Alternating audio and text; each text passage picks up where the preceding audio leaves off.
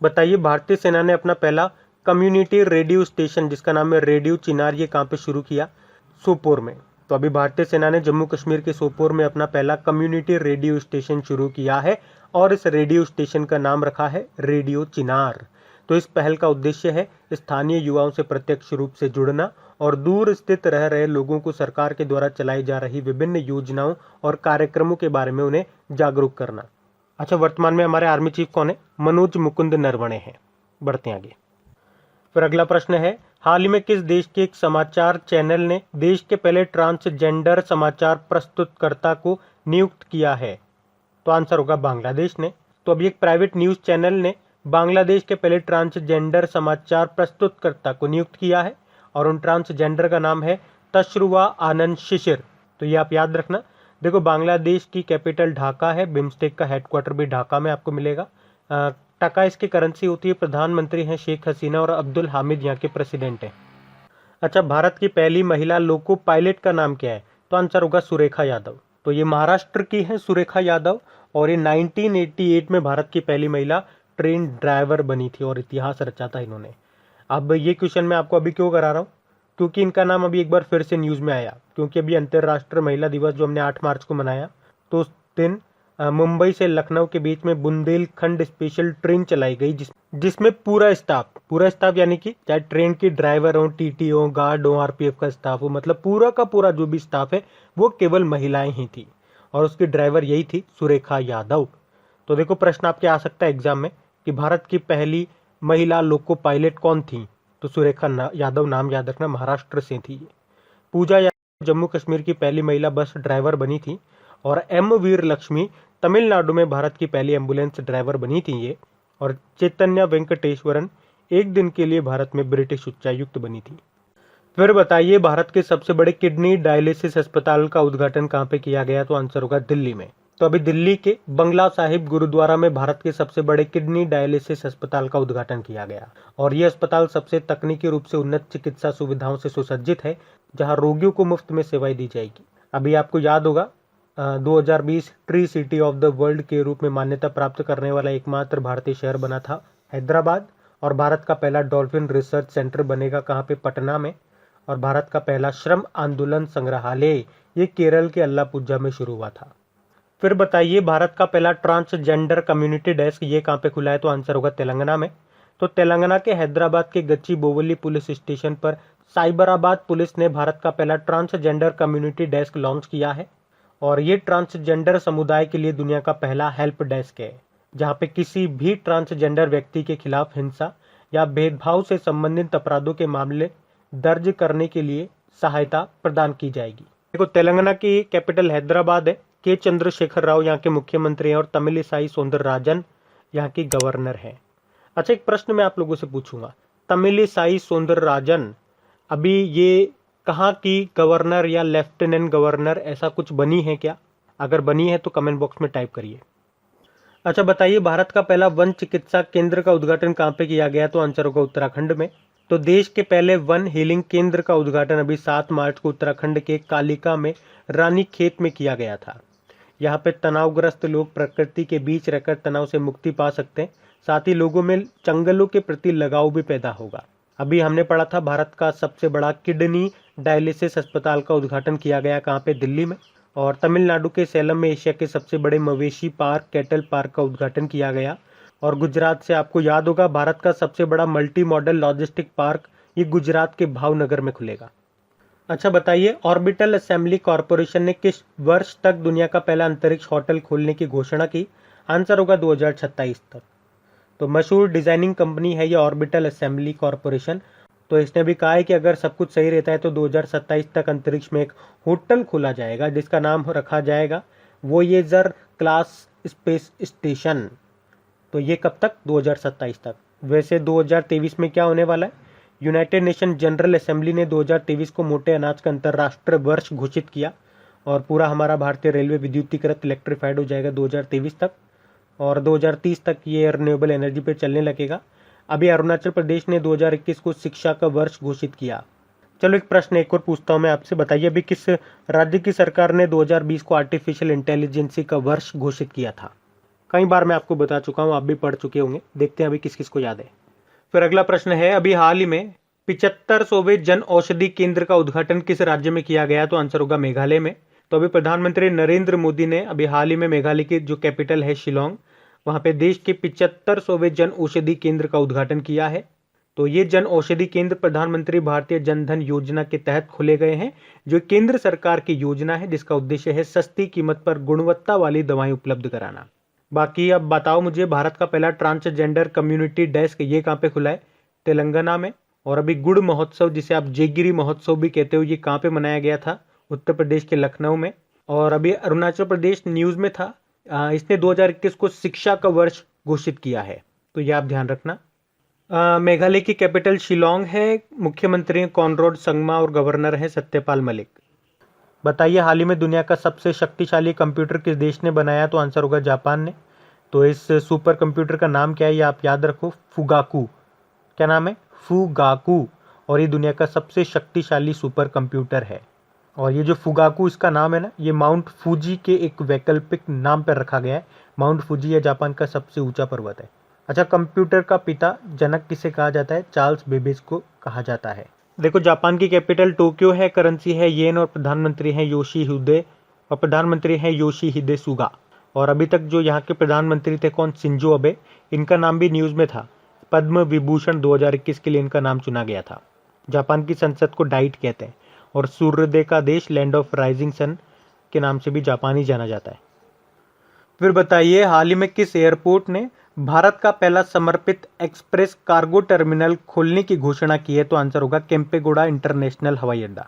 तो भारत का पहला डेडिकेटेड एक्सप्रेस कार्गो टर्मिनल ये केम्पेगौड़ा इंटरनेशनल एयरपोर्ट बेंगलुरु के द्वारा लॉन्च किया गया है। तो ये समर्पित एक्सप्रेस कार्गो विशेष रूप से अंतर्राष्ट्रीय कोरियर के आयात और निर्यात के लिए है, और ये इस तरह से दुनिया भर में सामानों की तेज आवाजाही की सुविधा को प्रदान करेगा। आयात निर्यात यानी कि इम्पोर्ट एक्सपोर्ट। अभी आपको याद होगा, 2020 में बेंगलुरु के इस केम्पेगौड़ा इंटरनेशनल एयरपोर्ट ने भारत और मध्य एशिया का अभी आपको याद होगा 2020 में भी बेंगलुरु के इस केम्पेगौड़ा इंटरनेशनल एयरपोर्ट ने 2020 का स्काई ट्रैक्स अवार्ड जीता था, और अभी वॉइस ऑफ कस्टमर का अवार्ड मिला था इसे। बाकी भारत की पहली संपर्क रहित कॉन्टैक्टलेस कार पार्किंग सुविधा शुरू की थी हैदराबाद इंटरनेशनल एयरपोर्ट ने। और पुदुचेरी हवाई अड्डे से याद होगा, एयरपोर्ट अथॉरिटी ऑफ इंडिया का पहला 100% सोलर एनर्जी से चलने वाला ये हवाई अड्डा बना था। वैसे जनरली बात करेंगे तो केरल का कोच्चि है इस मामले में। और ये जो इंदिरा गांधी इंटरनेशनल एयरपोर्ट है दिल्ली का, ये सिंगल यूज प्लास्टिक फ्री होने वाला भारत का पहला एयरपोर्ट बना था। अच्छा बताइए, हाल ही में अंतर्राष्ट्रीय क्रिकेट में 10,000 रन बनाने वाली पहली भारतीय महिला क्रिकेटर कौन बन गई हैं? तो आंसर होगा मिताली राज। तो अभी भारतीय महिला क्रिकेटर हैं ये मिताली राज, जिन्होंने अभी इतिहास रच दिया। कैसे? तो ये क्रिकेट में अभी 10,000 रन बनाने वाली भारत की पहली और दुनिया की दूसरी महिला खिलाड़ी जो बन गई हैं। अच्छा, मैंने क्या कहा? भारत की पहली और दुनिया की दूसरी। तो दुनिया की पहली कौन थी फिर? शार्लेट एडवर्ड्स उनका नाम था, वो इंग्लैंड से थी। मिताली राज की बात करेंगे, 2003 में अर्जुन अवार्ड मिला था इन्हें, 2015 में पद्मश्री से इनको सम्मानित किया गया था, और 2019 में इंटरनेशनल क्रिकेट में 20 साल पूरे करने वाली पहली महिला भी ये बनी थी। उसके अलावा 2019 में ही मिताली राज 200 महिला वनडे मैच खेलने वाली पहली महिला क्रिकेटर भी बनी थी। तो इनका नाम याद रखना।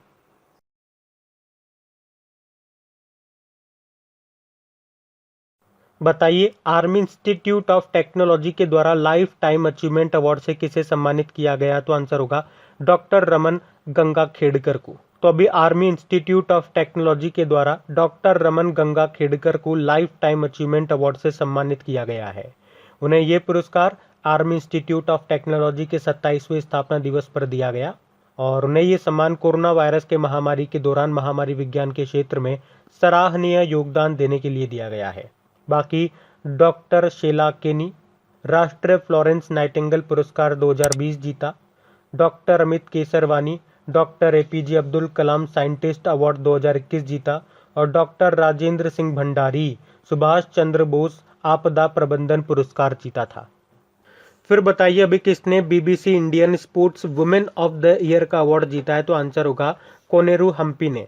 ये शतरंज खिलाड़ी है, चेस प्लेयर है। कहाँ से? ये आंध्र प्रदेश से। और अभी ये BBC Indian sports women of the year award के दूसरे संस्करण की विजेता बनी है। इनके अलावा मनु भाकर इन्हें emerging player of the year का अवार्ड दिया गया। बाकी स्टीव स्मिथ आप जानते ही ऑस्ट्रेलिया के कैप्टन है और अपने करियर में तीसरी बार एलन बॉर्डर मेडल जीता इन्होंने। अजिंक्य रहाणे जॉनी मुलाग पदक के पहले प्राप्तकर्ता रहे। बताइए अभी फरवरी महीने का ICC men's player of the month का अवार्ड किसने जीता? आंसर होगा रविचंद्रन अश्विन ने।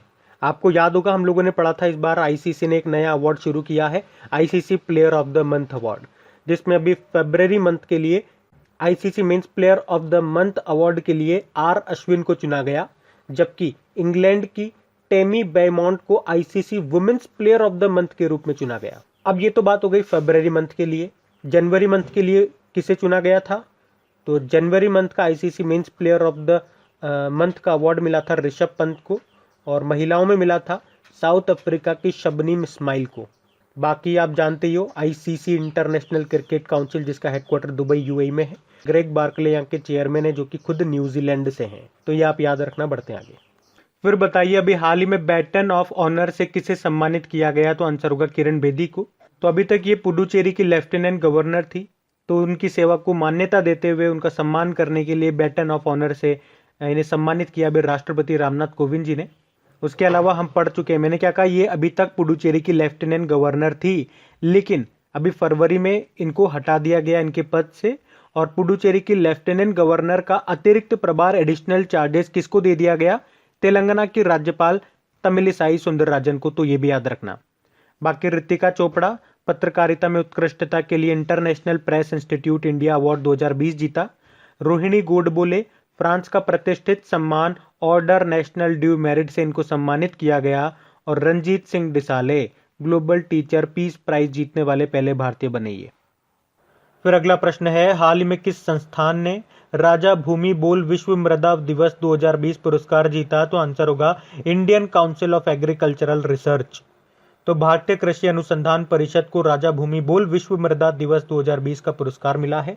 तो थाईलैंड में जो भारतीय राजदूत हैं सुचित्रा दुर्रई, उन्होंने अभी 10 मार्च को भारतीय कृषि अनुसंधान परिषद की ओर से प्रतिष्ठित राजा भूमि बोल विश्व मृदा दिवस 2020 का खाद्य व कृषि संगठन यानी कि फूड एंड एग्रीकल्चर ऑर्गेनाइजेशन का पुरस्कार प्राप्त किया। बताइए अमेरिकी कांग्रेस के द्वारा किस भारतीय को 2020 के लिए top 20 global women of excellence award से सम्मानित किया गया? तो आंसर होगा तमिलिसाई सुंदरराजन। तो अभी तेलंगाना की गवर्नर हैं ये तमिलिसाई सुंदरराजन, जिनको 2020 के लिए top 20 global women of excellence award प्रदान किया गया। और अभी ये पुडुचेरी के लेफ्टिनेंट गवर्नर का भी एडिशनल चार्जेस मिला था इनको, ये भी याद रखना। बाकी रवि गायकवाड़ नेल्सन मंडेला विश्व मानवतावादी पुरस्कार जीता था इन्होंने। नरेंद्र मोदी अभी CERA global energy and environment leadership award मिला था।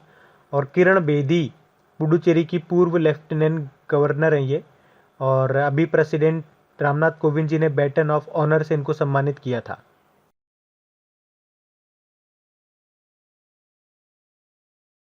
अच्छा अगला प्रश्न है, भारतीय अमेरिकी नौरीन हसन को किस बैंक के पहले उपाध्यक्ष और मुख्य परिचालन अधिकारी यानी कि चीफ ऑपरेटिंग ऑफिसर के रूप में नियुक्त किया गया? तो आंसर होगा federal reserve bank of New York. तो अभी भारतीय अमेरिकी हैं ये नौरीन हसन, जिनको न्यूयॉर्क के फेडरल रिजर्व बैंक की पहली उपाध्यक्ष और चीफ ऑपरेटिंग ऑफिसर के रूप में नियुक्त किया गया है, तो ये नाम ध्यान रखना भैया। अच्छा बताइए किस बीमा कंपनी ने बिजनेस किस्त सुरक्षा कवर को लॉन्च किया है? तो आंसर होगा एचडीएफसी एर्गो ने। तो अभी एचडीएफसी एर्गो जनरल इंश्योरेंस ने हाल ही में बिजनेस किस्त सुरक्षा कवर पेश किया है। ये एक अनूठा कवर है जिसका उद्देश्य है प्राकृतिक आपदा की स्थिति में वित्तीय संस्थानों यानी कि फाइनेंशियल इंस्टीट्यूशन और बैंकों की बैलेंस शीट की रक्षा करना। HDFC Ergo general insurance company का हेडक्वार्टर मिलेगा आपको मुंबई में। इसके सीईओ हैं रितेश कुमार। अच्छा बताइए हाल ही में किस बैंक ने स्मार्ट अप उन्नति नाम से एक कार्यक्रम शुरू किया? तो आंसर होगा एचडीएफसी बैंक ने। अभी 8 मार्च को जब हमने इंटरनेशनल वुमेन डे बनाया तो उस मौके पर एचडीएफसी बैंक ने बैंक महिला अधिकारियों के द्वारा महिला उद्यमियों को सलाह देने के लिए स्मार्ट अप उन्नति नाम से एक कार्यक्रम शुरू किया। तो इस कार्यक्रम के तहत अगले 1 साल में एचडीएफसी बैंक की वरिष्ठ महिला अधिकारी महिला उद्यमियों को अपने लक्ष्यों को प्राप्त करने में सलाह देंगी। एचडीएफसी बैंक का हेडक्वार्टर मुंबई में है। एमडी सीईओ शशिधर जगदीशन है। टैगलाइन होती है वी अंडरस्टैंड योर वर्ल्ड। बाकी यूनियन बैंक ऑफ इंडिया अभी विश्व एचआरडी कांग्रेस पुरस्कार जीता था इसने। सेंट्रल बैंक ऑफ इंडिया याद होगा इसके नए एमडी सीईओ बन गए मातम वेंकट राव। वैसे तो आरबीएल बैंक के भी नए एमडी बने थे, विश्ववीर आहूजा। चलो एक प्रश्न और मैं आपसे पूछता हूँ, अभी धनलक्ष्मी बैंक के एमडी कौन बने थे? तो ये प्रश्न आपको कमेंट बॉक्स में टाइप करना है, इसका आंसर क्या है?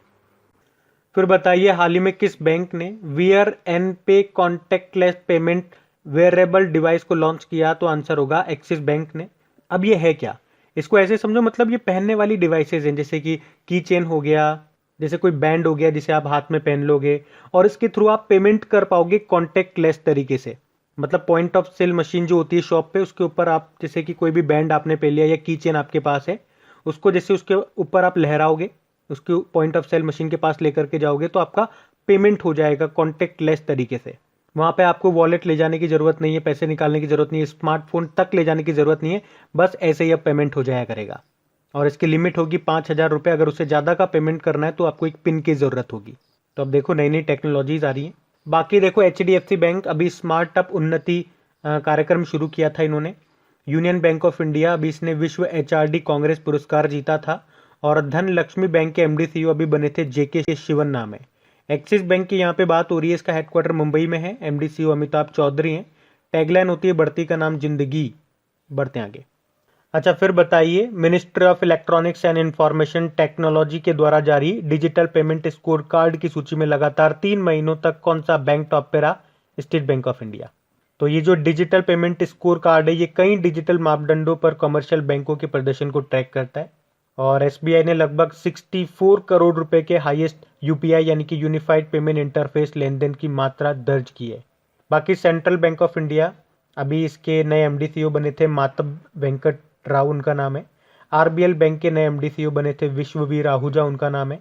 और एचडीएफसी एर्गो जनरल इंश्योरेंस ने बिजनेस किस्त सुरक्षा कवर को लॉन्च किया। अच्छा, स्टेट बैंक ऑफ इंडिया के चेयरमैन कौन है? दिनेश कुमार खारा।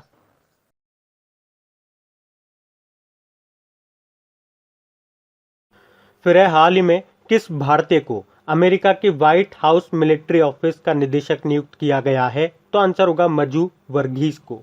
तो व्हाइट हाउस अमेरिका के वॉशिंगटन डीसी में स्थित एक भवन का नाम है। और व्हाइट हाउस मिलिट्री ऑफिस ये व्हाइट हाउस का ही एक विभाग है जो कि व्हाइट हाउस को मिलिट्री सपोर्ट उपलब्ध कराता है। तो अभी भारतीय अमेरिकी हैं ये मजू वर्गीस, जिनको व्हाइट हाउस मिलिट्री ऑफिस का निदेशक और अमेरिकी राष्ट्रपति जो बाइडेन का उप सहायक नियुक्त किया गया है। तो इनका नाम है मजू वर्गीस। बाकी लीगिया नोरोन्हा ये भारतीय अर्थशास्त्री हैं और अभी इनको संयुक्त राष्ट्र के सहायक महासचिव के रूप में नियुक्त किया गया था। शबनम फांसी की सजा पाने वाली स्वतंत्र भारत की पहली महिला हैं ये। और भारतीय अमेरिकी गीतांजलि राव, अभी इन्हें टाइम मैगजीन की पहली किड ऑफ द ईयर चुना गया था। बताइए Asia Pacific rural and agriculture credit association के नए अध्यक्ष कौन बने? तो आंसर होगा जीआर चिंतला। तो Asia Pacific rural and agricultural credit association ये एक अंतर्राष्ट्रीय संगठन है जो सूचनाओं के आदान प्रदान और संस्थानों के निर्माण का कार्य करता है। और अभी जीआर चिंतला को इसका नया अध्यक्ष नियुक्त किया गया है। बाकी उत्पल कुमार सिंह लोकसभा के महासचिव बने। ज्ञानेंद्रो निगोंगबाम हॉकी इंडिया के अध्यक्ष बने। और लीगिया नोरोन्हा भारतीय अर्थशास्त्री हैं ये, और अभी संयुक्त राष्ट्र के सहायक महासचिव बनी थी ये। बताइए मध्य प्रदेश की एक दिन की गृह मंत्री कौन बनी है? तो आंसर होगा मीनाक्षी वर्मा। तो अभी अंतर्राष्ट्रीय महिला दिवस के मौके पर मध्य प्रदेश की जो गृह मंत्री हैं नरोत्तम मिश्रा, उन्होंने महिला कांस्टेबल मीनाक्षी वर्मा को एक दिन के लिए गृह मंत्री बनाया है। उन्होंने कहा नारी का सम्मान जहां है संस्कृति का उत्थान वहां है। तो ये नाम याद रखना। बाकी एवा मुर्तो नाम आपको जरूर याद होगा, एक दिन के लिए फिनलैंड की प्रधानमंत्री जो बनी थी ये। वैसे फिनलैंड की प्रधानमंत्री कौन है? सना मारेन। और सृष्टि गोस्वामी उत्तराखंड में एक दिन की मुख्यमंत्री बनी थी ये। और आर्या राजेंद्रन देश की सबसे युवा मेयर बनी है, केरल से हैं। अच्छा बताइए अभी ग्लेनमार्क के ब्रांड एम्बेसडर कौन बन गए? तो आंसर होगा रोहित शर्मा। ग्लेनमार्क फार्म ये फार्मास्यूटिकल कंपनी है और इसने क्रिकेटर रोहित शर्मा को अपने प्रोडक्ट कैंडिड पाउडर के लिए ब्रांड एम्बेसडर के रूप में चुना है। तो ग्लेनमार्क के कैंडिड डस्टिंग पाउडर का उपयोग त्वचा की 4 प्रमुख समस्याओं जैसे कि लालिमा, जलन, पसीने के जो चकत्ते हो जाते हैं, फंगल इन्फेक्शन हो जाता है, उसके उपचार के लिए किया जाता है। सिंपल सा याद रखो आप। तो ग्लेनमार्क के ब्रांड एम्बेसडर कौन? रोहित शर्मा। वैसे रोहित शर्मा अभी काफ़ी चीज़ों के ब्रांड एम्बेसडर बने थे। अभी डॉक्टर ट्रस्ट एक मेडिकल एपरेटस बनाने वाली कंपनी, उसके ब्रांड एम्बेसडर बने। वेगा मेन के मेंस ग्रूमिंग प्रोडक्ट के बने। स्पोर्ट्स आईवियर ब्रांड है ओकले, उसके बने थे। क्रिक किंगडम के ब्रांड एम्बेसडर बने। 2020 में जो 5 खिलाड़ियों को राजीव गांधी खेल रत्न पुरस्कार मिला उसमें से एक ये भी थे, रोहित शर्मा। बाकी अभी Shilpa Shetty fast and up nutrition brand की ब्रांड एम्बेसडर बनी। दीपिका पादुकोण जानते हो लिवाइस की ब्रांड एम्बेसडर बनी।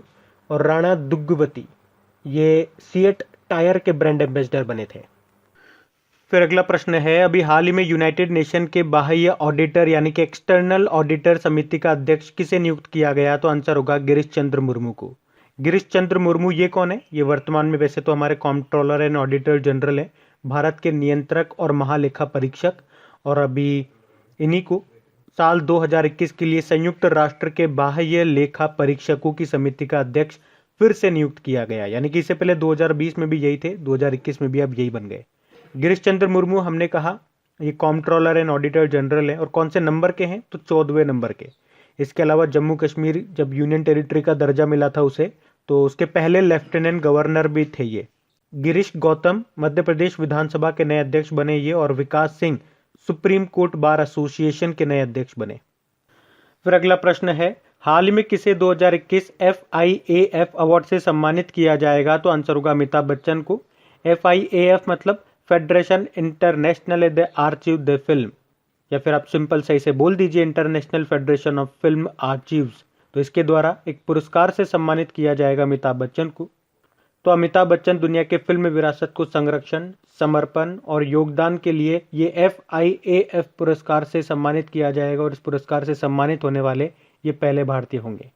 FIAF का हेडक्वार्टर है ब्रुसेल, बेल्जियम में। फिर बताइए, हाल ही में किसने Ibrahim prize for achievement in African leadership 2020 prize जीता? तो आंसर होगा महामदो इस्सोफू। महामदो इस्सोफू ये नाइजर के राष्ट्रपति हैं, और अभी इन्होंने दुनिया के सबसे बड़े लीडरशिप प्राइज जिसे कहते हैं Ibrahim prize for achievement in African leadership 2020 को जीता है, जिसमें नगद पुरस्कार दिया जाता है कितना? $5 मिलियन। तो सुडानी अरबपति मोहम्मद इब्राहिम की संस्था के द्वारा दुनिया के सबसे गरीब महाद्वीप से सुशासन को बढ़ावा देने के लिए 2006 में शुरू किए गए इस इब्राहिम पुरस्कार के ये 6ठे विजेता होंगे। देखो, ये हमने कहा नाइजर के अभी वर्तमान में राष्ट्रपति हैं, लेकिन जल्द ही ये अपने पद से इस्तीफा दे देंगे और फिर नाइजर के नए प्रेसिडेंट बन जाएंगे, मोहम्मद बेजोम। और नाइजर की कैपिटल नियामी होती है, currency waste African CFA Frank है। और इराकली ये जॉर्जिया के नए प्रधानमंत्री बने। मोरियो द्राघी इटली के नए प्रधानमंत्री बने, और मार्सेलो रेबेलो डी सोसा पुर्तगाल के अभी नए प्रेसिडेंट बने। अच्छा बताइए, हाल ही में भारत के मुख्य सांख्यिकीविद के रूप में किसे नियुक्त किया गया? तो आंसर होगा GP सामंत को।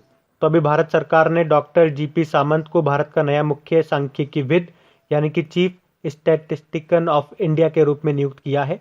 वर्तमान में ये RBI के सांख्यिकी और सूचना प्रबंधन विभाग में सलाहकार हैं। बाकी सुनीत शर्मा अभी ये रेलवे बोर्ड के नए चेयरमैन और CEO बने। सोमा मंडल सेल की पहली महिला अध्यक्ष बनी, और सुबोध कुमार जायसवाल CISF के डायरेक्टर जनरल बने थे। देखो, सांख्यिकी यानी कि स्टैटिस्टिक्स से 2 डे आप याद रख लो। एक तो वर्ल्ड स्टैटिस्टिक डे जो 20 अक्टूबर को होता है, हर 5 साल में एक बार मनाते हैं, ये भी याद रखो।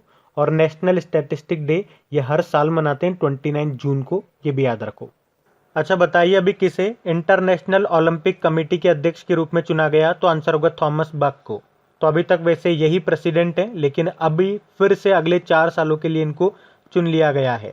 बाकी ngozi okonjo-iweala ये वर्ल्ड ट्रेड ऑर्गेनाइजेशन की पहली महिला अध्यक्ष बनी है, इनका नाम याद रखना। उसके अलावा लॉयड ऑस्टिन अमेरिका के पहले अश्वेत रक्षा मंत्री बने, और लीगिया नोरोन्हा भारतीय अर्थशास्त्री हैं, ये संयुक्त राष्ट्र के सहायक महासचिव बनी है ये। अच्छा, इंटरनेशनल ओलंपिक कमेटी का हेडक्वार्टर कहाँ पर है? लॉजेन स्विट्जरलैंड में है। और कुछ ओलंपिक टूर्नामेंट देख लो कब कब कहाँ पे होंगे। 2020 वाले तो अभी 2021 में होंगे, टोक्यो ओलंपिक। 2022 में आपके विंटर ओलंपिक होंगे बीजिंग चाइना में। 2024 वाले जो होंगे वो समर ओलंपिक होंगे जो पेरिस फ्रांस में होंगे। फिर 2026 के आपके इटली में होंगे, और 2028 के लॉस एंजलिस में होंगे। बताइए, हाल ही में एसेट रिकंस्ट्रक्शन को इंडिया लिमिटेड के प्रमुख के रूप में किसे नियुक्त किया गया? आंसर होगा पल्लव महापात्रा। तो ये सेंट्रल बैंक ऑफ इंडिया के पूर्व CEO हैं पल्लव महापात्रा, जिनको एसेट रिकंस्ट्रक्शन को इंडिया लिमिटेड के प्रमुख के रूप में नियुक्त किया गया है। और ये विनायक बहुगुणा का स्थान लेंगे। अच्छा, हमने कहा ये सेंट्रल बैंक ऑफ इंडिया के MD CEO थे अभी तक, तो अब नए कौन बन गए? सेंट्रल बैंक ऑफ इंडिया के MD CEO नए कौन बन गए? मातम वेंकट राव। बाकी नीतल नारंग ये इंडियन सॉफ्टबॉल फेडरेशन की पहली महिला अध्यक्ष बनी। संगीता श्रीवास्तव इलाहाबाद विश्वविद्यालय की पहली महिला कुलपति वाइस चांसलर बनी है ये। अच्छा बताइए, इंडियन बैंक के कार्यकारी निदेशक एग्जीक्यूटिव डायरेक्टर के रूप में किसे नियुक्त किया गया? तो आंसर होगा इमरान अमीन सिद्दीकी को। और बताइए मुझे कि इंडियन बैंक में किस बैंक का विलय हुआ था? तो बैंकों का जब विलय हुआ था ना, तो ये हमने पढ़ा था काफ़ी बार, इलाहाबाद बैंक का। कुछ और मैं रिवाइज कराऊँ आपको? अगर भूल गए हों तो रिवाइज कर लो। देखो, यूनाइटेड बैंक ऑफ इंडिया और ओरिएंटल बैंक ऑफ कॉमर्स का विलय यानी कि मर्जर हुआ था पंजाब नेशनल बैंक में। आंध्रा बैंक और कॉरपोरेशन बैंक का विलय हुआ था यूनियन बैंक ऑफ इंडिया में, जबकि सिंडिकेट बैंक का विलय हुआ था कैनरा बैंक में। तो ये चीज़ें याद रखो आप। बाकी विश्ववीर आहूजा RBL बैंक के MD CEO बने, JK शिवन धनलक्ष्मी बैंक के MD CEO बने, और Matam Venkata Rao central bank of India के MD CEO बने। इंडियन बैंक का हेडक्वार्टर चेन्नई में है, CEO पदमजा चुंदुरु हैं। बताइए, हाल ही में डोरिटोस के ब्रांड एम्बेसडर किसे बनाया गया? डोरिटोस ये पेप्सिको इंडिया का एक चिप्स का ही ब्रांड है, और इसके ब्रांड एम्बेसडर अभी भारत में बने हैं कार्तिक आर्यन। वैसे आपको बता दूं, कार्तिक आर्यन अभी बाटा इंडिया के भी ब्रांड एम्बेसडर बने हैं। रोहित शर्मा अभी ग्लेनमार्क फार्मा के ये ब्रांड एम्बेसडर बने थे। राणा दुग्गुवती सीएट टायर के ब्रांड एम्बेसडर बने, और दीपिका पादुकोण लिवाइस की ब्रांड एम्बेसडर बनी।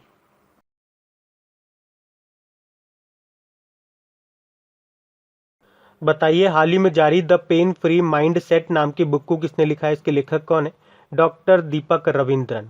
और अनुपम खेर ने अभी एक बुक लिखी थी जिसका नाम है your best days today. Urjit Patel RBI के पूर्व गवर्नर हैं, इन्होंने भी बुक लिखी अभी, overdraft saving the Indian saver.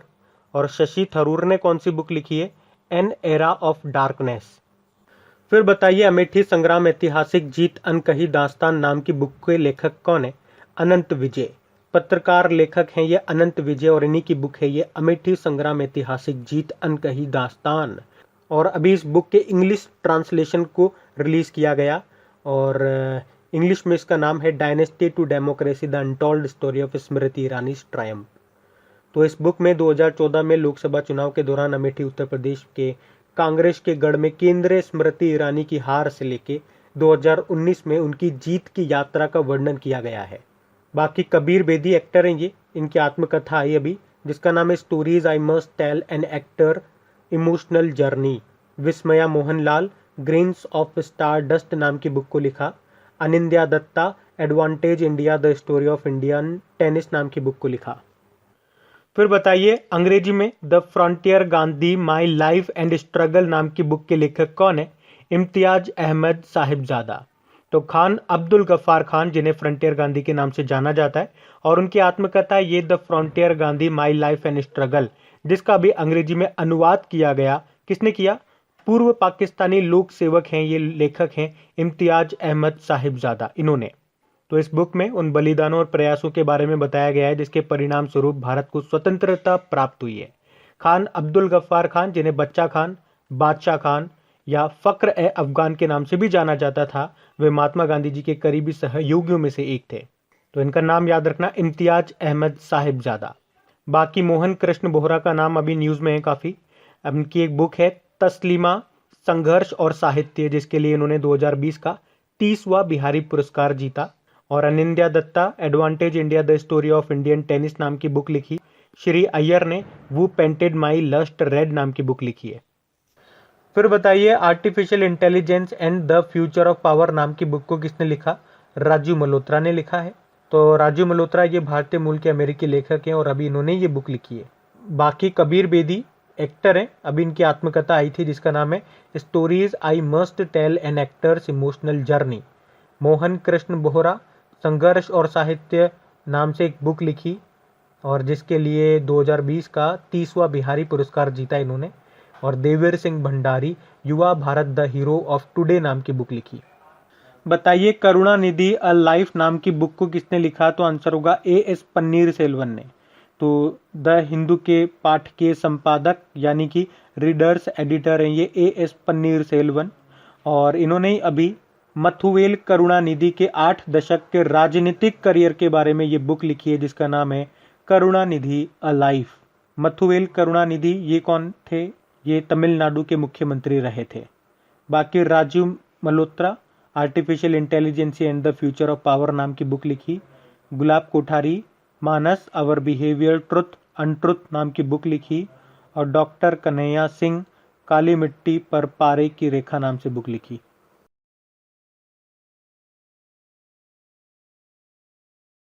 अच्छा बताइए, अभी हाल ही में अंतर्राष्ट्रीय महिला दिवस कब मनाया गया? तो आंसर होगा 8 मार्च को। हर साल दुनिया भर में 8 मार्च को ही मनाते हैं हम इंटरनेशनल वुमेन्स डे के रूप में। और इस बार इसकी थीम क्या रही? Women in leadership achieving and equal future in A covid world. अब ये तो हो गया अंतर्राष्ट्रीय महिला दिवस। एक राष्ट्रीय महिला दिवस भी होता है जो हम 13 फरवरी को मनाते हैं, सरोजिनी नायडू जी की जयंती होती है तब। और एक अंतर्राष्ट्रीय ग्रामीण महिला दिवस भी होता है, वो हम मनाते हैं कब? 15 अक्टूबर को।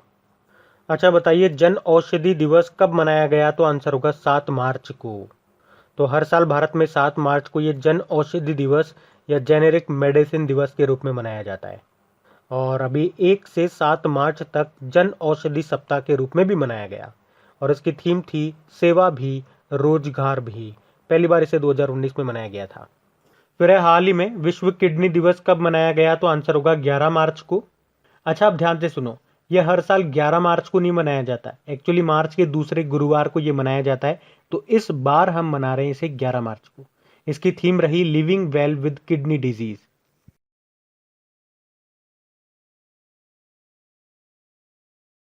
अच्छा बताइए, विमेन इन बिजनेस 2021 रिपोर्ट के अनुसार वरिष्ठ प्रबंध निदेशक के रूप में कार्य करने वाली महिलाओं के मामले में भारत कौन से स्थान पर रहा? आंसर होगा तीसरे स्थान पे। तो अभी हाल ही में global accounting firm Grand Thornton के द्वारा विमेन इन बिजनेस 2021 रिपोर्ट को जारी किया गया। और इस रिपोर्ट के अनुसार भारत में वरिष्ठ प्रबंधक के रूप में कार्य करने वाली महिलाओं के मामले में भारत तीसरे स्थान पर रहा है। तीसरे रैंक मिली है भारत को, जबकि पहले स्थान पे फिलीपींस है, दूसरे स्थान पे साउथ अफ्रीका है और तीसरे पे है भारत। अच्छा बताइए, अभी हाल ही में जारी एक रिपोर्ट के अनुसार भारत में सर्वाधिक दूषित स्थल वाला राज्य कौन सा है? तो आंसर होगा उड़ीसा। तो अभी केंद्रीय प्रदूषण नियंत्रण बोर्ड के अनुसार भारत में 112 स्थल ऐसे हैं जो विषैले और खतरनाक पदार्थों से दूषित हैं। और दूषित स्थलों की सूची में उड़ीसा सबसे ऊपर है जहां ऐसे 23 स्थल है। इसके बाद उत्तर प्रदेश 21 स्थलों के साथ दूसरे स्थान पर है और तीसरे नंबर पर है दिल्ली। फिर अगला प्रश्न है, हाल ही में जारी आर्थिक स्वतंत्रता सूचकांक 2021 में भारत किस स्थान पे रहा? तो आंसर होगा 121वें स्थान पे। तो अमेरिकी थिंक टैंक है हेरिटेज फाउंडेशन, उसने इकोनॉमिक फ्रीडम इंडेक्स को लॉन्च किया अभी, और इसमें सिंगापुर लगातार दूसरी बार टॉप पे रहा है। भारत इसमें 121वें स्थान पे है।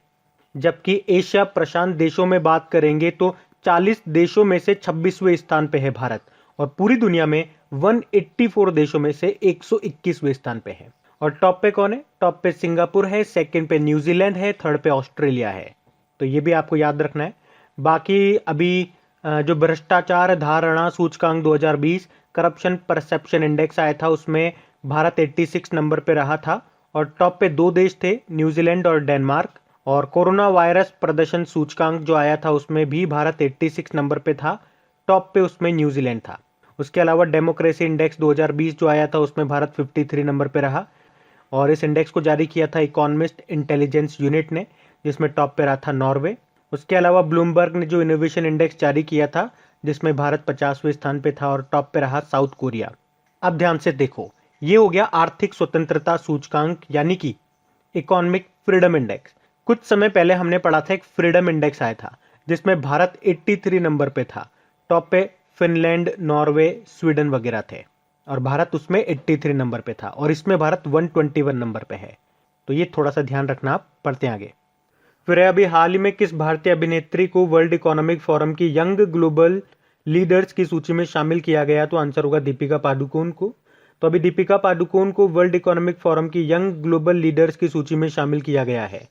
वैसे इस सूची में कई भारतीय नागरिक और भारतीय मूल के व्यक्ति शामिल हैं, लेकिन प्रश्न में आपसे स्पेशली पूछा गया है किस भारतीय अभिनेत्री को इस सूची में शामिल किया गया? तो आंसर होगा दीपिका पादुकोण।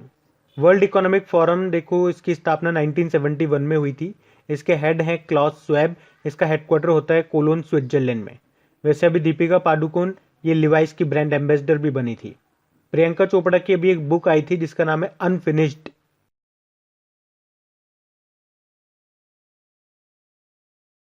अच्छा बताइए अभी किसने women will web portal launch किया? तो आंसर होगा गूगल ने। तो अभी गूगल ने अंतर्राष्ट्रीय महिला दिवस जो हमने 8 मार्च को मनाया, तो उस दिन वुमेन विल नाम से एक नया वेब पोर्टल को लॉन्च किया है। तो ये पोर्टल भारत में 1 मिलियन ग्रामीण महिलाओं को अपना समर्थन प्रदान करेगा ताकि वे गति बढ़ाने वाले कार्यक्रमों जैसे कि व्यावसायिक ट्यूटोरियल और मेंटरशिप की मदद से उद्यमी बन सके, एंटरप्रेन्योर बन सके। गूगल जिसका हेडक्वार्टर कैलिफोर्निया यूएस में है, इसके सीईओ हैं सुंदर पिचई। फिर बताइए हाल ही में बीमा पोर्टल SME इंश्योर नाम से एक बीमा पोर्टल को किसने शुरू किया? आंसर होगा अलायंस इंश्योरेंस ने। तो अभी अलायंस इंश्योरेंस ग्रुप ने MSMEज यानी कि माइक्रो स्मॉल मीडियम एंटरप्राइजेज, छोटी दुकानों और बिजनेस ऑनर्स अलायंस को वित्तीय सुरक्षा, फाइनेंशियल सिक्योरिटी प्रदान करने के लिए बीमा पोर्टल जिसका नाम है SME इंश्योर को लॉन्च किया है। अलायंस इंश्योरेंस जिसका हेडक्वार्टर मुंबई में, CEO इसके SV ठक्कर हैं। अभी आपको याद होगा HDFC Ergo general insurance company जो है, इसने बिजनेस किस्त सुरक्षा कवर को लॉन्च किया था। फिर है one nation one ration card के लिए सरकार ने कौन सा मोबाइल एप्लीकेशन लॉन्च किया? तो आंसर होगा मेरा राशन। तो देश में one nation one ration card प्रणाली की सुविधा के लिए सरकार ने ये मेरा राशन नाम से एक मोबाइल एप्लीकेशन को लॉन्च किया है और इसे खाद्य व सार्वजनिक वितरण विभाग ने लॉन्च किया, जिससे लाभार्थी खुद ये चेक कर सकेंगे कि उनको कितना अनाज मिलेगा। One nation one ration card तो आप समझते हो ना, कई बार हम पढ़ चुके हैं। जैसे कि आप किसी स्टेट में रहते हो, पर्टिकुलर स्टेट में, तो वहाँ के राशन कार्ड से आपको जो सब्सिडरी वाला अनाज है वो तो मिल जाएगा, लेकिन जैसे आप काम धंधे की तलाश में किसी दूसरे राज्य में पहुंच जाते हो तो वहाँ से भी उसी सेम राशन कार्ड से आपको वो सब्सिडरी वाला अनाज मिल जाएगा। आप भारत में किसी भी राज्य में चले जाओ।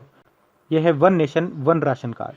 बाकी अभी अर्जुन मुंडा जो हमारे ट्राइबल अफेयर्स मिनिस्टर हैं, प्रवासी श्रमिकों के लिए श्रम शक्ति पोर्टल उन्होंने लॉन्च किया था।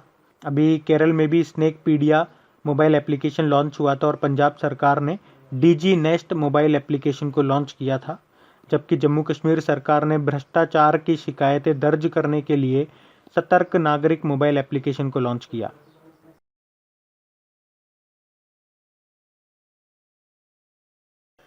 अच्छा अगला प्रश्न है, किस राज्य या यूनियन टेरिटरी ने सुपर 75 छात्रवृत्ति योजना शुरू की है? तो आंसर होगा जम्मू कश्मीर। तो अभी जम्मू कश्मीर के जो उप राज्यपाल हैं मनोज सिन्हा, उन्होंने भी 8 मार्च यानी कि इंटरनेशनल वुमेन डे हुआ था, उस दिन मेधावी लड़कियों के लिए सुपर 75 स्कॉलरशिप प्रोग्राम को, स्कॉलरशिप स्कीम को शुरू किया है। और इस योजना को शुरू करने का उद्देश्य यह है कि महिलाओं की शिक्षा और उद्यमशीलता को सुविधाजनक बनाना। इसके अलावा वहां के जो उपराज्यपाल हैं ये मनोज सिन्हा, इन्होंने तेजस्विनी नाम से एक नई योजना भी शुरू की है। तो इस तेजस्विनी नाम की योजना में क्या होगा, 18 से 35 साल की लड़कियों को अपना बिजनेस शुरू करने के लिए 5 लाख रुपए की फाइनेंशियल हेल्प की जाएगी। वैसे अभी कौशल्या मातृत्व योजना शुरू हुई थी, बताओ कहाँ पे? छत्तीसगढ़ में। घरों की पहचान चेलिका नाम योजना शुरू की थी उत्तराखंड सरकार ने। और महासमृद्धि महिला सशक्तिकरण योजना शुरू हुई थी महाराष्ट्र में। देखो जम्मू कश्मीर की भी आपको 2 कैपिटल मिलेगी। समर कैपिटल इसकी श्रीनगर है, जम्मू इसकी विंटर कैपिटल है। लेफ्टिनेंट गवर्नर तो यही है मनोज सिन्हा। बताइए किस राज्य की सरकार ने स्टेम फॉर गर्ल्स योजना शुरू करने के लिए IBM के साथ समझौता किया? तो आंसर होगा उत्तराखंड ने। तो अभी IBM ने उत्तराखंड के 5 जिलों में 130 सेकेंडरी और हायर सेकेंडरी स्कूलों में IBM स्टेम फॉर गर्ल्स कार्यक्रम शुरू करने के लिए उत्तराखंड सरकार के शिक्षा मिशन समग्र शिक्षा उत्तराखंड के साथ समझौता किया। तो ये सहयोग स्टेम यानी कि साइंस, टेक्नोलॉजी, इंजीनियरिंग और मैथमेटिक्स की फील्ड में लड़कियों की भागीदारी को बढ़ाने के लिए है। देखो IBM का हेडक्वार्टर न्यूयॉर्क में है और इसके CEO हैं अरविंद कृष्ण। बाकी भारत में पहली बार लिथियम के भंडार की खोज हुई थी कर्नाटक के मांड्या जिले में। और लिथियम से याद होगा, पहली बार लिथियम रिफाइनरी लगेगी कहाँ पे? गुजरात में। जबकि अरुणाचल प्रदेश के पापुम पारे जिले में भारत में पहली बार वेनेडियम के भंडार मिले। बताइए किस कंपनी ने व्हील्स ऑफ लव नाम से एक अभियान शुरू किया? तो आंसर होगा टाटा मोटर्स ने। बेसिकली इस कार्यक्रम को शुरू करने का उद्देश्य है तालमेल और जागरूकता से परिवार और काम दोनों के बीच में तालमेल बैठाना।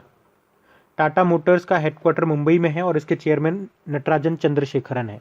देखो प्रश्न आपसे पूछा जा रहा है किस राज्य की सरकार मेजर ध्यानचंद स्टेडियम योजना को शुरू करेगी? तो आंसर होगा राजस्थान सरकार।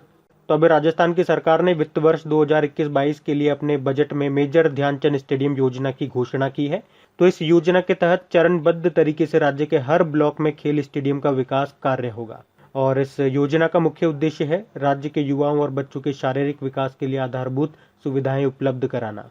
देखो, राजस्थान की कैपिटल जयपुर है जिसे वर्ल्ड हेरिटेज साइट का दर्जा मिला था। अभी मुख्यमंत्री यहाँ के अशोक गहलोत हैं, गवर्नर हैं कलराज मिश्र और यहाँ के चीफ जस्टिस हैं इंद्रजीत मोहंती। अभी हरियाणा सरकार ने किसान मित्र योजना भी शुरू की थी। छत्तीसगढ़ सरकार ने गोधन न्याय योजना शुरू की थी। उत्तराखंड सरकार ने घरों की पहचान चेली का नाम योजना शुरू की थी। तो ये भी ध्यान रखना। बढ़ते हैं आगे।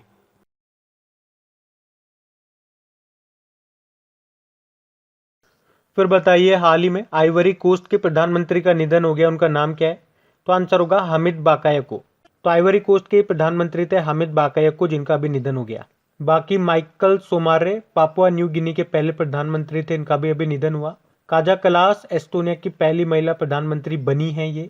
यावेरी मुसेवेनी युगांडा के प्रेसिडेंट बने थे। देखो, आइवरी कोस्ट की दो कैपिटल आपको देखने को मिलेगी, एक तो है यामूसोक्रो और एक एबिडजान भी होती है। Currency waste African CFA Frank हो गई और अभी वैसे वर्तमान में प्रेसिडेंट है अलासेन ओटारा। और आइवरी कोस्ट अभी न्यूज में क्यों था? कोवैक्स योजना के तहत मुफ्त कोविड टीकों का बैच प्राप्त करने वाला ये दूसरा देश बना था, पहला घाना है। फिर बताइए, हाल ही में लू ऑटेंस का निधन हो गया। ये किस आविष्कार के लिए जाने जाते थे? किसके आविष्कार के लिए जाने जाते थे? ऑडियो कैसेट टेप आती थी उसके लिए। तो ऑडियो कैसेट टेप के आविष्कारक थे ये डच इंजीनियर, इनका नाम था लू ऑटेंस, जिनका भी निधन हो गया। अच्छा बताइए, अभी अंशुमान सिंह का निधन हो गया। ये किस राज्य के पूर्व राज्यपाल थे? राजस्थान और गुजरात के ये पूर्व राज्यपाल थे, जिनका भी निधन हो गया। और इनके अलावा बता दूं, अभी ध्यानचंद अवार्ड से सम्मानित प्रसिद्ध भारतीय एथलीट ईशर सिंह देओल, इनका भी निधन हो गया है और इन्हें फील्ड स्पोर्ट्स डिस्कस और शॉटपुट में विशेषज्ञता प्राप्त थी। एक और नाम मैं आपको बताऊंगा, मुथुट ग्रुप के चेयरमैन थे ये MG जॉर्ज मुथुट, इनका भी निधन हो गया है। तो ये भी ध्यान रखना।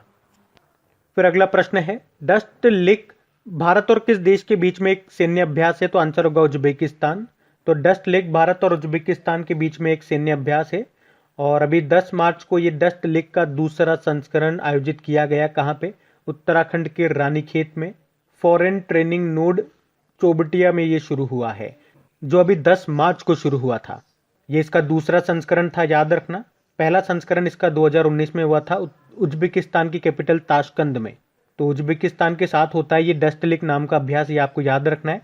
देखो, उज्बेकिस्तान की कैपिटल ताशकंद होती है, करेंसी होती है सोम और इसके प्रेसिडेंट हैं शौकत मिर्जियोयेव। बढ़ते हैं आगे। बताइए, किस देश ने अंतरिक्ष में अपना पहला सैन्य अभ्यास एस्टर एक्स शुरू किया? तो आंसर होगा फ्रांस। तो अभी फ्रांस ने जर्मनी के साथ मिलकर के अंतरिक्ष में एक सैन्य अभ्यास शुरू किया है और इसका उद्देश्य है हमले के दौरान पैदा हुई विपरीत परिस्थितियों में अपने सैटेलाइट को दुश्मन से बचाना। और याद रखना, फ्रांस ऐसा करने वाला यूरोप का पहला देश है और फ्रांस ने इस एक्सरसाइज का नाम अपने एक सैटेलाइट एस्टर एक्स के नाम पे रखा है। अच्छा बताओ, तो अमेरिका की जो स्पेस फोर्स है उसका नाम क्या रखा गया था अभी? गार्डियंस। गार्डियंस मतलब रखवाले। और फ्रांस और भारत के बीच में और कौन कौन सी एक्सरसाइज होती है पूछा जाएगा तो देखो, मुख्य रूप से याद रखो आप, शक्ति नाम की एक्सरसाइज हम करते हैं, सैन्य अभ्यास है वो। एक वरुण नाम का अभ्यास भी हम इसके साथ करते हैं, नौसेना अभ्यास है। और एक डेजर्ट 9 नाम का अभ्यास भी हमने इसके साथ किया था, वायु अभ्यास है। और एक गरुड़ नाम का एक्सरसाइज भी होता है। फ्रांस की कैपिटल पेरिस है। फिर बताइए, भारतीय नौसेना में तीसरी स्कॉर्पियन पनडुब्बी को शामिल किया गया, उसका नाम क्या है? INS करंज।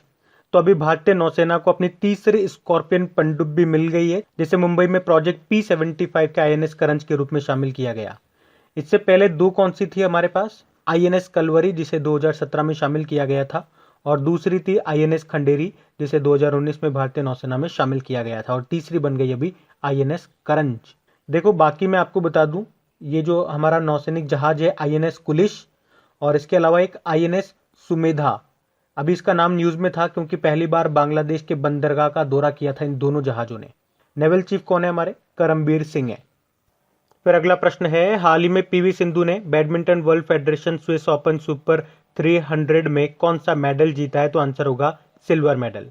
तो भारत की स्टार शटलर हैं ये PV सिंधु, जिन्होंने अभी स्विट्जरलैंड के बासेल में आयोजित badminton world federation Swiss open super 300 के वुमेन सिंगल फाइनल में सिल्वर मेडल जीता। तो गोल्ड मेडल किसने जीता? कैरोलिन मारिन ने जीता। अच्छा, कैरोलिन मारिन, ये भी तो प्रश्न बन सकता है, ये किस देश की शटलर हैं, यानी कि बैडमिंटन प्लेयर हैं? तो स्पेन की है। जबकि इस टूर्नामेंट में मेन सिंगल टाइटल जीता विक्टर एक्सेलसेन ने, जो कि डेनमार्क के प्लेयर हैं। तो देखो याद रखना, men single title Viktor Axelsen ने जीता है और वुमेन सिंगल टाइटल किसने जीता? कैरोलिन मारिन ने जीता है, जो कि स्पेन की प्लेयर है। पीवी सिंधु ने तो सिल्वर मेडल जीता है। बाकी बैडमिंटन वर्ल्ड फेडरेशन, इसका हेडक्वार्टर मिलेगा आपको कुआलालंपुर मलेशिया में। इसके प्रेसिडेंट होते हैं पॉल एरिक। अच्छा, फिर बताइए अभी किस राज्य की सरकार ने वर्ष 2021 को शिक्षा के वर्ष के रूप में घोषित किया? तो आंसर होगा अरुणाचल प्रदेश। तो अरुणाचल प्रदेश सरकार ने 2021 को शिक्षा के वर्ष के रूप में समर्पित किया है और अरुणाचल प्रदेश सरकार की शिक्षा क्षेत्र में 1000 करोड़ रुपए का निवेश करने की योजना है। उसके अलावा भी अरुणाचल प्रदेश सरकार ये अगले 2 सालों में राज्य में शिक्षा के स्तर में सुधार के लिए एक पहल, जिसका नाम है मिशन शिक्षा, इसको भी शुरू करेगी। देखो बात करें अरुणाचल प्रदेश की, तो कैपिटल ईटानगर है। पेमा खांडू यहाँ के मुख्यमंत्री हैं। गवर्नर हैं बीडी मिश्रा और यहाँ के चीफ जस्टिस हैं अजय लांबा। इसके अलावा आपको याद होगा भी यूनाइटेड नेशन जनरल असेंबली ने कहा कि वो 2023 को मोटे अनाज का अंतर्राष्ट्रीय वर्ष के रूप में मनाएगा। और जो हमारा भारतीय रेलवे है ये पूरी तरह से इलेक्ट्रीफाइड हो जाएगा 2023 तक, और 2030 तक तो ये ग्रीन एनर्जी यानी कि रिन्यूएबल एनर्जी, अक्षय ऊर्जा से चलने लगेगा पूरी तरह से। फिर बताइए प्रधानमंत्री नरेंद्र मोदी ने भारत और किस देश के बीच में मैत्री सेतु का उद्घाटन किया? तो आंसर होगा बांग्लादेश। तो अभी 9 मार्च को ही भारत और बांग्लादेश के बीच में प्रधानमंत्री नरेंद्र मोदी ने ये मैत्री सेतु का उद्घाटन किया। ये मैत्री सेतु का निर्माण भारत में त्रिपुरा के सबरूम को बांग्लादेश के रामगढ़ से जोड़ने वाली फेनी नदी पर किया गया है। किस नदी पे? फेनी नदी पे। और इसकी लंबाई है 1.9 किलोमीटर। इसकी लागत आई है 133 करोड़ रुपए। इसके अलावा मैंने आपको बताया था कि अभी भारत ने 1971 के स्वतंत्रता संग्राम की 50वीं वर्षगांठ पर बांग्लादेश के ऐतिहासिक बंदरगाह शहर मोंगला में 2 युद्धपोत भेजे हैं, जिनके नाम है INS कुलिश और गश्ती पोत सुमेधा। और पहली बार किसी भारतीय नौसैनिक जहाज ने बांग्लादेश के मोंगला बंदरगाह का दौरा किया। फिर है हाल ही में कहाँ गुड़ महोत्सव, या फिर इसे ही कह दीजिए आप जेगिरी महोत्सव, ये मनाया गया? तो आंसर होगा उत्तर प्रदेश में। तो अभी 6 मार्च को उत्तर प्रदेश के लखनऊ में ये 2 दिवसीय गुड़ महोत्सव, या इसे बोल दीजिए जेगिरी महोत्सव, ये मनाया गया। और इसे मनाने का उद्देश्य क्या रहा? गुड़ उत्पादकों को हाई क्वालिटी वाले गुड़ और उससे बने प्रोडक्ट्स को बनाने के लिए प्रेरित करना और गुड़ के स्वास्थ्य लाभों के बारे में जागरूकता पैदा करना। अभी उत्तराखंड ने अंतर्राष्ट्रीय योग महोत्सव का भी उद्घाटन किया था। बिहार में उद्यान महोत्सव 2021 का आयोजन किया गया और केरल में लोक कला उत्सवम 2021 का आयोजन किया गया था। उत्तर प्रदेश की कैपिटल लखनऊ हो गई। योगी आदित्यनाथ यहाँ के मुख्यमंत्री हो गए और आनंदीबेन पटेल गवर्नर है। अच्छा बताइए अभी महाशिवरात्रि के दिन हैरत महोत्सव किस राज्य या यूनियन टेरिटरी में मनाया गया? तो आंसर होगा जम्मू कश्मीर में। तो महाशिवरात्रि त्यौहार को स्थानीय रूप से कश्मीर में हैरत के रूप में मनाया जाता है। जैसे जम्मू कश्मीर के कश्मीरी पंडित समुदायों के द्वारा धार्मिक उत्सव के साथ वटुक नाथ पूजा भेंट के रूप में मनाया जाता है। और ये त्यौहार कश्मीरी पंडित समुदाय के बीच बहुत महत्व रखता है, जो इसे देवी पार्वती के साथ भगवान शिव के विवाह के रूप में मनाते हैं। बाकी अभी लोक कला उत्सवम 2021 ये मनाया गया केरल में, और उद्यम महोत्सव 2021 का आयोजन किया गया बिहार में, जबकि अंतर्राष्ट्रीय योग महोत्सव मनाया गया उत्तराखंड में। बताइए भारत के किस राज्य में अर्जुन सहायक सिंचाई परियोजना को शुरू किया गया? तो आंसर होगा उत्तर प्रदेश। तो अभी उत्तर प्रदेश सरकार के द्वारा अर्जुन सहायक इरिगेशन प्रोजेक्ट को किस नदी पर शुरू किया गया? धसान नदी पर। और इसकी अनुमानित लागत कितनी है? 2600 करोड़ रुपए है और इसी साल में इसे पूरा कर लिया जाएगा, जिससे 1.5 लाख से ज़्यादा किसानों को सिंचाई करने और राज्य के 168 गांवों को पानी उपलब्ध हो सकेगा। अभी भारत का पहला वन चिकित्सा केंद्र का उद्घाटन किया गया कहाँ पे? उत्तराखंड में। और तमिलनाडु के सेलम में एशिया के सबसे बड़े मवेशी पार्क कैटल पार्क का उद्घाटन किया गया। बाकी भारत का सबसे बड़ा मल्टी मॉडल लॉजिस्टिक पार्क ये गुजरात के भावनगर में खुलेगा।